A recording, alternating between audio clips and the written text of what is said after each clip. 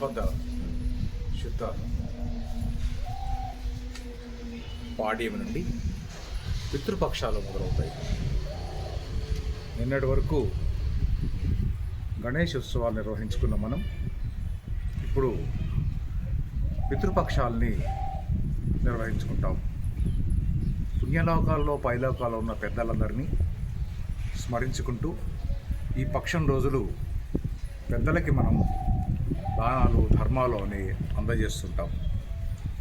పితృపక్షాలలో ప్రధాన ఉద్దేశం ఏంటంటే మన కుటుంబం ఉన్నతంగా పెరగాలి, పెద్దల ఆశీస్సులు పితృదేవతల ఆశీస్సులతో మన కుటుంబాలు చల్లగా విస్తృతి చెందాలి అనే భావంతో ఈ పితృపక్షాలని మనమంతా కూడా నిర్వహిస్తుంటాం. సాధారణంగా ఇతర కుటుంబాలలో ఫలానా తిథి నాడు ఆబ్దికాలని తద్దినాలని నిర్వహిస్తుంటారు. కానీ ఆ తేదీ కానీ లేదా ఆ తిథి కానీ తెలవని వాళ్ళు ఈ 15 రోజుల పితృపక్షాలలో అంటే సెప్టెంబర్ 8 నుండి సెప్టెంబర్ 21 వరకు మహాలయ అమావాస్యతో ముగిసేటువంటి ఈ 15 రోజుల పితృపక్షాలలో పెద్దలకి నల్ల నువ్వుల్ని దానం చేస్తూ తర్పణాల్ని అందజేస్తారు. దీనికి ఏ కులం మతం అవసరం లేదు.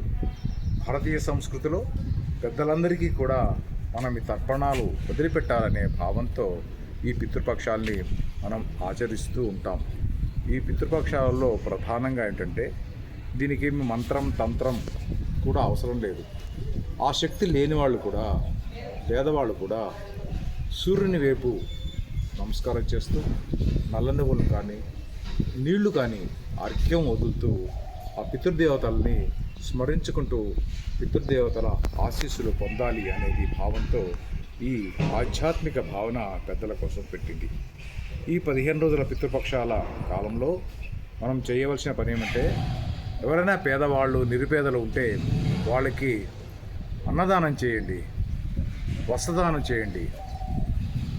మనకొక గ్రంథంలో చెప్పబడుతుంది, ఈ పితృపక్షాల కాలంలో పితృదేవతలందరూ కూడా ఆకలితో చిలిగిపోయిన బట్టలతో ఉంటారట. మాకు వస్త్రాలు అందివ్వండి, మాకు భోజనాలు పెట్టండి అంటూ వాళ్ళు అలమటిస్తూ ఉంటారట. అందువల్ల విజ్ఞులైన మనమంతా కూడా ఆ పితృలు దేవతల భావంతో పేదవారికి, అన్నం లభించని వారికి, వస్త్రాలు లేని వారికి మనం అత్యధికంగా దానాలు చేద్దాం. ఆ పితృదేవతల్ని ఈ పితృపక్షాల్లో స్మరించుకుందాం. దీని తర్వాత వచ్చేటువంటి మహాలయ అమావాస్య శరన్నవరాత్రులు అమ్మవారి కార్యక్రమాలపై అందుకని ముందుగా సెప్టెంబర్ 8 నుండి 21 వరకు ఈ పితృపక్షాల్ని అంతా ఆచరిస్తాం. దీనికి ఏమీ తిథి వరనక్షత్రమే లేదు. ఈ 15 రోజులలో మనం పితృదేవతల్ని ఆశీర్వదిద్దాం. మన కుటుంబాల అభివృద్ధి కోసం వాళ్ళని ప్రార్థన చేద్దాం.